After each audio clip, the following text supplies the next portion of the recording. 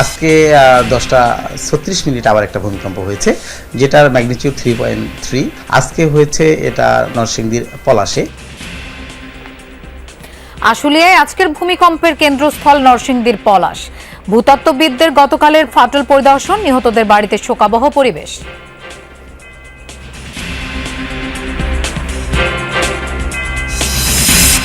ভূমিকম্পের পর থেকে লাপাত্তা কষাইটুলির ক্ষতিগ্রস্ত ভবনের মালিকরা। পঙ্গু হাসপাতালে চিকিৎসাধীন 23 জনের সবাই শঙ্কামুক্ত।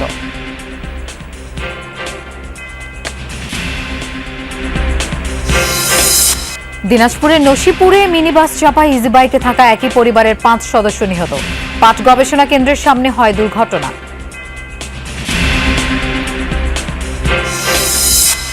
রাজনৈতিক দল নয়, মাফিয়া সংগঠন ছিল আওয়ামী লীগ, মন্তব্য সালাউদ্দিনের। আন্দোলনে জামায়াত দৃশ্যমান কিছু করেনি বললেন মির্জা ফখরুল।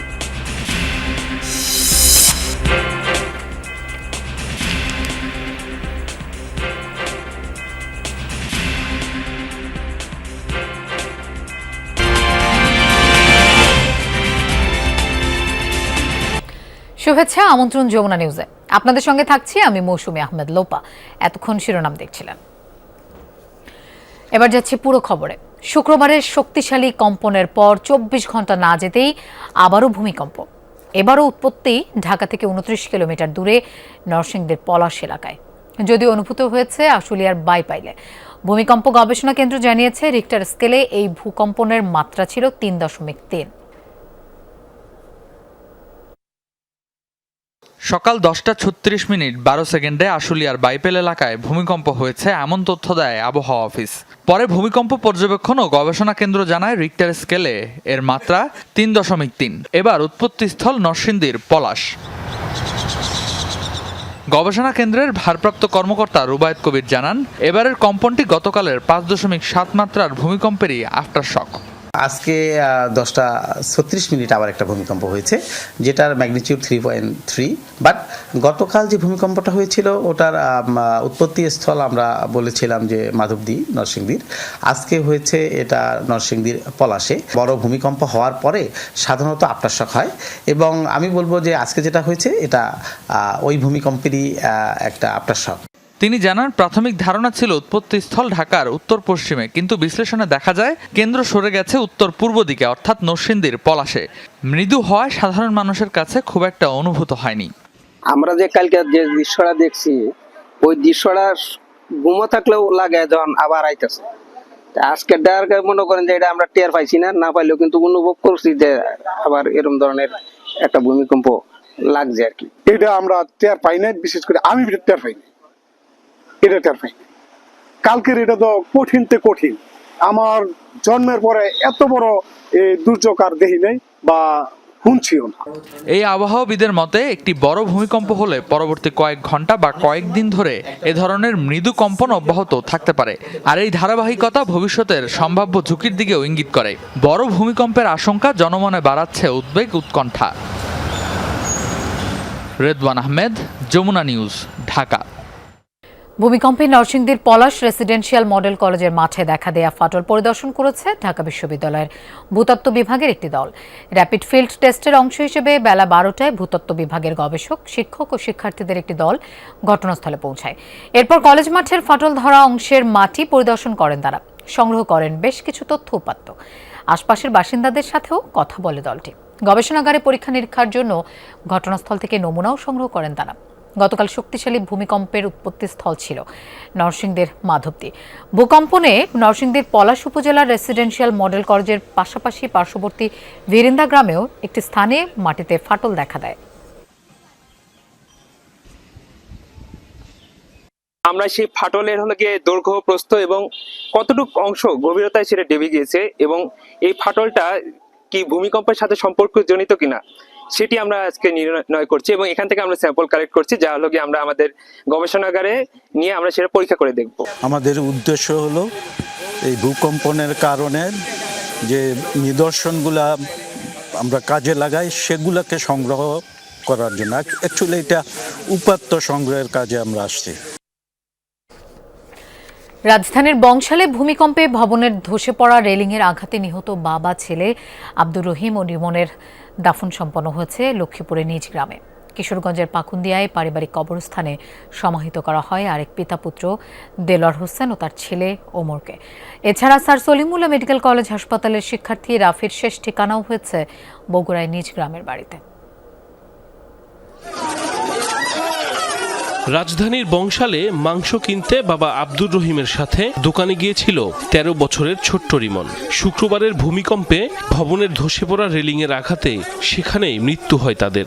গ্রামের বাড়ি লক্ষ্মীপুরে মরদেহ পৌঁছালে আর্তনাদ করে ছুটে আসেন স্বজনরা।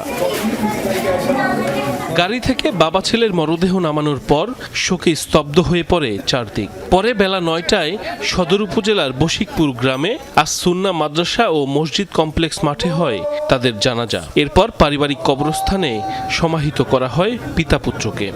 আমার ভাই গতকালকে সকাল 10টা 15 মিনিটের সময় বাসা থেকে বের হয়। ভূমিকম্প হয় 10টা 36 কি 37।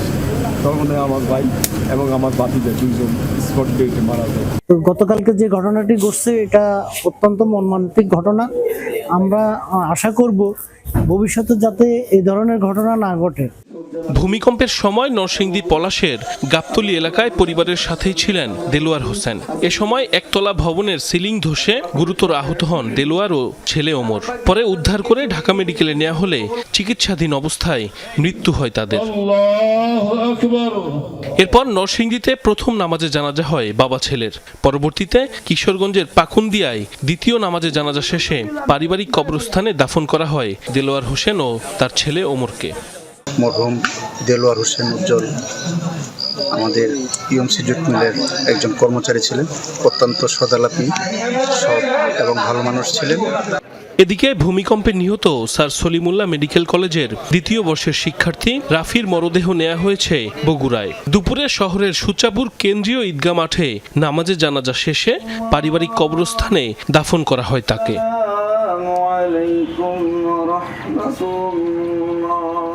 সাইফ আহমেদ, যমুনা নিউজ।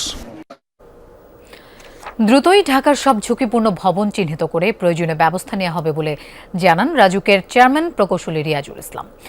রাজধানীর বংশালের কসাইটুলির ক্ষতিগ্রস্ত ভবন পরিদর্শন শেষে একথা বলেন তিনি। বলেন, ভূমিকম্পে ক্ষতিগ্রস্ত ঢাকার সব ভবনের তথ্য নেওয়া হচ্ছে।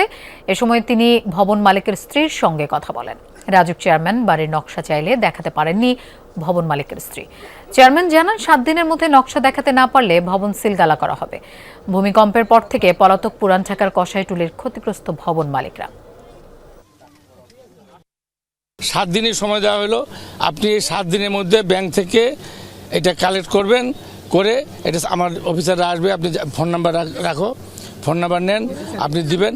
আর না হলে আমি বলে দিলাম, আমি নিচেও বলে যাব, সবাই বাড়ি বাড়ি বলে যাব, 7 দিন পরে যদি নকশা না দেন তাহলে কিন্তু বিল্ডিংটা আমরা বন্ধ করে দেবো। ভূমিকম্পে আহত শতাধিক ব্যক্তি চিকিৎসা নিয়েছেন রাজধানীর পঙ্গু হাসপাতালে। এখনও ভর্তি আছেন 23 জন। হাসপাতালের পরিচালক জানান, যারা ভর্তি আছেন তাদের আঘাত গুরুতর হলেও অবস্থা স্থিতিশীল। বেশিরভাগই আঘাত পেয়েছেন আতঙ্কে দৌড়াদৌড়ি করতে গিয়ে।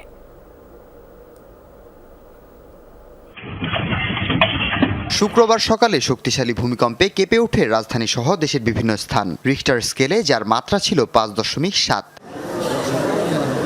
ভূমিকম্পে রাজধানীর বিভিন্ন জায়গায় আতঙ্কে হুড়োহুড়ি করে নামতে গিয়ে আহত হন অনেকে। এর মধ্যে পঙ্গু হাসপাতালে ভর্তি আছেন 23 জন। আমার মেয়ে আর ওয়াইফ নিচে ছিল, নিচে থাকার কারণে আমি বহু সতর্ক করতেছি, এই তোমরা সাবধান, ভূমিকম্প হইতে আছে। আর জানলার এরকম গ্রিল ছিল না, তারপরে শুধু গ্লাস ছিল, গ্লাস খোলা ছিল। তারপরে সতর্ক করতে যাই আমি পড়ে গেছি এভাবে জাকি খায়া। যখন ভূমিকম্প হচ্ছিল তখন চাচা আমার বাইক রাইডিংয়ে ছিল, তখন 70-75 এরকম স্পিডে ছিল। তখন ব্যালেন্স হারায়া আরেক গাড়িতে যায় ধাক্কা মারছে। যখন ভূমিকম্প হয় তখন রডের কাজ করে উপরে, তখন উনি বুঝতে পারে না, মাথা ঘুরন মারে, ঝাঁকুনির সাথে উনি কইরা যায়। পঙ্গু হাসপাতালের পরিচালক ডাক্তার মোহাম্মদ আবুল কেনান জানান, ভর্তি রোগীর মধ্যে কেউ আশঙ্কাজনক নেই, সবার অবস্থা এখন স্থিতিশীল আছে। তো আমাদের এখানে 119 জন সর্বমোট আহত অবস্থায় এসেছে। এদের অনেকেই গুরুতর আহত, কারো হাত ভাঙ্গা, কারো পা ভাঙ্গা, কারো জয়েন্ট ছুটে গেছে। তো এদের মধ্যে বেশিরভাগই আমরা প্রাথমিক চিকিৎসা দিয়ে ছেড়ে দিয়েছি। এই জনের একটু অবস্থা গুরুতর, তাদেরকেও অপারেশন করা হয়েছে, প্লাস্টার দেওয়া হয়েছে বা অন্যান্য চিকিৎসা দেওয়া হয়েছে, কিন্তু আবারও অপারেশন বা এই ধরনের চিকিৎসার তাদের প্রয়োজন রয়েছে। এখন পর্যন্ত চিকিৎসা নিয়েছে শতাধিক, বেশিরভাগকেই প্রাথমিক চিকিৎসা দিয়ে ছেড়ে দেওয়া হয়েছে। হাসিবুল করিম বিজয়, যমুনা নিউজ, ঢাকা। দিনাজপুরে মিনিবাসের সাথে ইজি বাইকের মুখোমুখি সংঘর্ষে 5 যাত্রীর মৃত্যু হয়েছে। তারা সবাই একই পরিবারের সদস্য। এ বিষয়ে আরো জানবো, আমাদের সাথে যোগ দিচ্ছেন সহকর্মী মাহফুজুল হক। মাহফুজ, কিভাবে এই দুর্ঘটনা ঘটলো, নিহতদের পরিচয় জানা গেছে কিনা? হ্যাঁ লোপা, আজ দুপুর 2টার পরপরই ঠাকুরগাঁ থেকে একটি মিনিবাস দিনাজপুরের দিকে আসছিল। 10 মাইলের কিছু দূরেই আপনার নসিপুর এলাকায় গম গবেষণা কেন্দ্র যে প্রতিষ্ঠানটি আছে তার ঠিক সামনে আপনার এই অপর দিক থেকে যাওয়া একটি ইজি বাইককে সজোরে ধাক্কা দেয় এবং ইজি বাইকে সকল যাত্রী হতাহত হয়।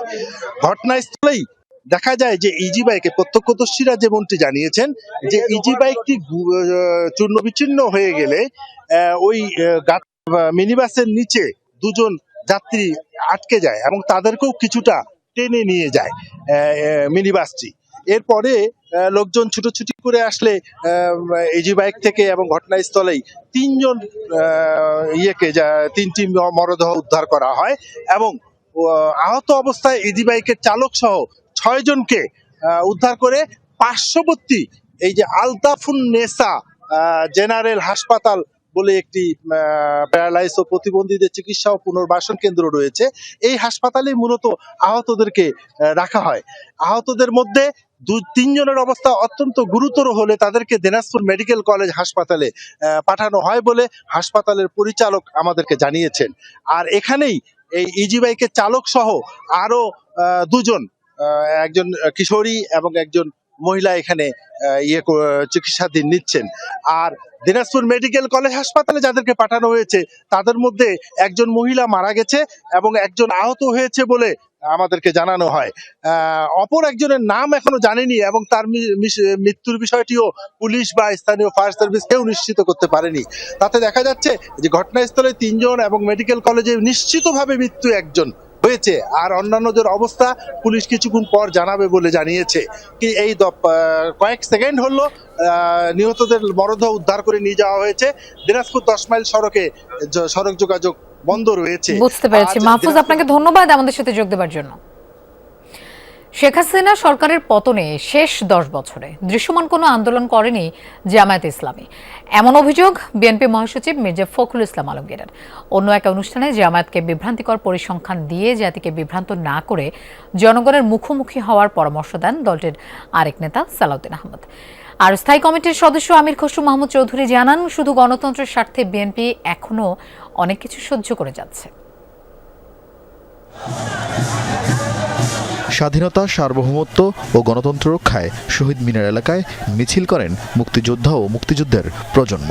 চেতনার ব্যবসা করতে করতে এর আগে আলোচনা সভা করেন তারা। অনুষ্ঠানে বিএনপি স্থায়ী কমিটির সদস্য সালাউদ্দিন আহমদ বলেন, আন্তর্জাতিক মান বজায় রেখেই শেখ হাসিনার মামলার রায় হয়েছে, এর বাস্তবায়নও হবে।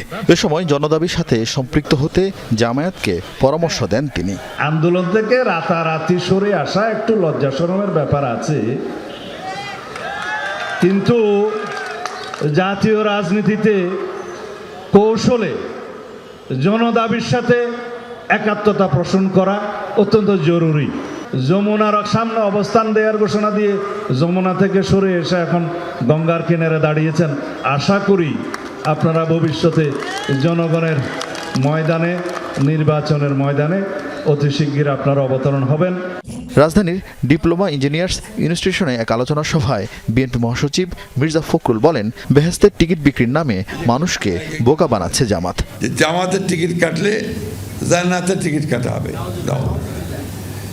কোথায় আছে আমাকে বলুক, তারা দেখিয়ে দিক কোথায় আছে। এবং এটা ঠিক না, ধর্মকে ব্যবহার করে রাজনৈতিক ফায়দা নিয়ে নেওয়া, এটা কখনোই আপনার ইসলাম এই কথা বলে না। গত 10 বছর কিন্তু আমরা তাদের এই ফ্যাসিস্ট হাসিনাকে পরাজিত করবার জন্য ভিজিবল দৃশ্যমান কোনো কাজ দেখিনি। ঢাকা বিশ্ববিদ্যালয়ের নির্বাচনে শুনতে পাই ছাত্রলীগের মধ্যে তারা ঢুকেছিল। জাতীয় প্রেস ক্লাবে আরেক অনুষ্ঠানে বিএনপি নেতা আমির খুসরো বলেন, নির্বাচন বিলম্বিত করতে গণতন্ত্র বিরোধীরা ষড়যন্ত্র করছে। এখনো গণতন্ত্র বিরোধীরা চক্রান্ত করছে কিভাবে এই নির্বাচনকে বাধাগ্রস্ত করা যায়। আমরা কারো মুখোমুখি হচ্ছি না, আমরা কিন্তু কোনো সাংঘর্ষিক রাজনীতিতে যাচ্ছি না, কারণ বিএনপি গণতন্ত্রে বিশ্বাস করে। এই জন্য আমরা অনেক কিছু গ্রহণ না করেও সহ্য করে যাচ্ছি। রাজশাহী মহানগর বিএনপির নতুন কমিটিকে সাথে নিয়ে দলের প্রতিষ্ঠাতা জিয়াউর রহমানের সমাধিতে শ্রদ্ধা জানান সিনিয়র যুগ্ম মহাসচিব রুহুল কবির রিজভী। পরে বলেন, সন্ত্রাস অপরাধ দমনে সরকার শিথিলতা প্রদর্শন করছে। তারা তো নিরপেক্ষ সরকার, তারা নিরপেক্ষভাবে তারা অপরাধ দমন, সন্ত্রাস দমন এই কাজগুলো করবেন, কিন্তু আমরা সেই দিক থেকে অনেক শিথিলতা দেখছি। আরিফিন শাকিল, যমুনা নিউজ, ঢাকা। ভুটানের প্রধানমন্ত্রী শেরিং তোবগে 3 দিনের রাষ্ট্রীয় সফরে ঢাকায় পৌঁছেছেন। সকাল 8টার দিকে ঢাকার হযরত শাহজালাল আন্তর্জাতিক বিমানবন্দরে অবতরণ করেন তিনি। সেখানে অন্তর্বর্তী সরকার প্রধান ডক্টর মোহাম্মদ ইউনূস তাকে অভ্যর্থনা জানান, দেয়া হয় লাল গালিচা সংবর্ধনা। বিমানবন্দরের ভিআইপি লাউঞ্জে দুই নেতা সংক্ষিপ্ত বৈঠক করেন। সেখানে প্রধানমন্ত্রী তোবগে শুক্রবারের ভূমিকম্পে সৃষ্ট ক্ষয়ক্ষতি এবং প্রাণহানির বিষয়ে জানতে চান এবং নিহতদের পরিবারের প্রতি সমবেদনা জানান। বৈঠকের পর প্রধানমন্ত্রী তোবগেকে মঞ্চে নিয়ে যাওয়া হয় এবং 19 বার তোপধ্বনি এবং গার্ড অব অনার প্রদান করা হয়। এরপর ভুটানের প্রধানমন্ত্রী সাভারে জাতীয় স্মৃতিসৌধে শহীদের প্রতি শ্রদ্ধা জানান। পরে তিনি স্মৃতিসৌধ প্রাঙ্গণে একটি গাছ রোপণ করেন। দুপুরে ভুটানের প্রধানমন্ত্রীর সঙ্গে বৈঠক করেন বাংলাদেশের পররাষ্ট্র উপদেষ্টা তৌহিদ হোসেন।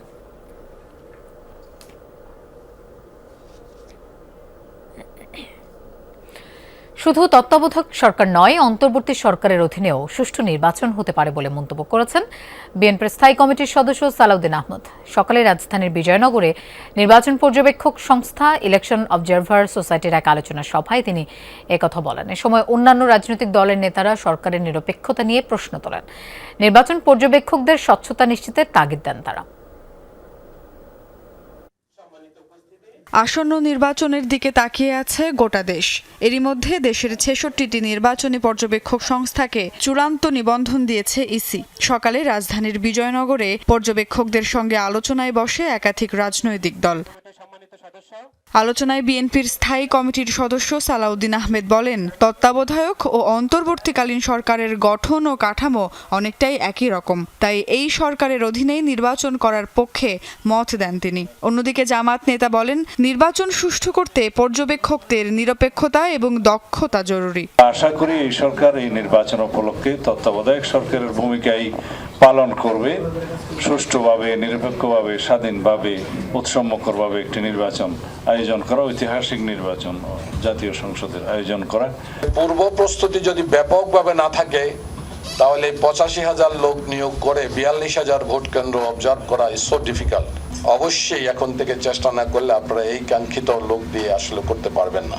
আলোচনায় অন্তর্বর্তী সরকারের নিরপেক্ষতা নিয়েও প্রশ্ন তোলেন কেউ কেউ। সেই সাথে পুলিশের নিরপেক্ষতা নিয়েও সন্দেহ প্রকাশ করেন রাজনীতিকরা। আগামী নির্বাচন স্বচ্ছ, নিরপেক্ষ, গ্রহণযোগ্য হবে কিনা তার প্রধান বিষয় হচ্ছে সরকারের রাজনৈতিক সদিচ্ছা। কিন্তু দুর্ভাগ্যজনকভাবে অন্তর্বর্তী সরকার এখনো নিজেই তার নিরপেক্ষতার পরীক্ষায় ভালো নাম্বার পেয়ে এখনো তারা পাশ করতে পারেনি এবং বিভিন্ন দল সরকার উপদেষ্টাদের পক্ষপাত দুষ্টতার অভিযোগ তারা হাজির করেছেন। দল মত সেসবের প্রভাব মুক্ত হয়ে শুধুমাত্র সুষ্ঠু নির্বাচনের জন্য যে পর্যবেক্ষণ করা প্রয়োজন সেই প্রিন্সিপালটা নিয়ে আপনারা কাজ করবেন। আগামী নির্বাচনে কিভাবে সৎ যোগ্য ব্যক্তিরা নির্বাচিত হতে পারে সেই পদক্ষেপ আপনাদের গ্রহণ করতে হবে। আর এটি যদি আপনারা গ্রহণ করতে চান তাহলে প্রত্যেক আসন ভিত্তিক আপনাদের সেমিনার বা সভার আয়োজন করতে হবে। এর মাধ্যমে টাকার অপচয় বন্ধ হবে। বিগত সরকারের আমলে নির্বাচন পর্যবেক্ষক নিয়ে অভিজ্ঞতা খুব বেশি ভালো নয় বলে জানান রাজনীতিকরা। বলেন, সবার আগে নির্বাচন পর্যবেক্ষকদের নিরপেক্ষতা এবং তাদের নিয়োগ প্রক্রিয়া স্বচ্ছ হতে হবে। আপনারা যে নতুন নতুন অবজারভার অ্যাপয়েন্ট করছেন, যাদেরকে ফিল্ড অফিসার বানাচ্ছেন, তারা কারা, কিভাবে অ্যাপয়েন্ট করছেন? সুমাইয়া ঐশী, যমুনা নিউজ, ঢাকা। ত্রয়োদশ সংসদ নির্বাচন হবে একটি ঐতিহাসিক নির্বাচন, যার মাধ্যমে গণতন্ত্রের পুনঃসূচনা হবে বলে মন্তব্য করেছেন নির্বাচন কমিশনার আবুল ফজল মোহাম্মদ সানাউল্লাহ। সকালে এশিয়ান নেটওয়ার্ক ফর ফ্রি ইলেকশনসের কর্মশালায় কথা বলেন তিনি। জানান, একটি সুষ্ঠু, গ্রহণযোগ্য ও নিরপেক্ষ নির্বাচন দিতে প্রস্তুত বর্তমান নির্বাচন কমিশনার। তবে আগামী জাতীয় নির্বাচনে সামাজিক যোগাযোগ মাধ্যমে অপতৎপরতা ও এআই এর অপব্যবহার ঠেকাতে নির্বাচন কমিশনের চ্যালেঞ্জ রয়েছে। এছাড়াও রেকর্ড সংখ্যক আন্তর্জাতিক পর্যবেক্ষক আসন্ন ত্রয়োদশ জাতীয় নির্বাচনে অংশ নেবে বলে আশা প্রকাশ করেন নির্বাচন কমিশনার আবুল ফজল মোহাম্মদ সানাউল্লাহ।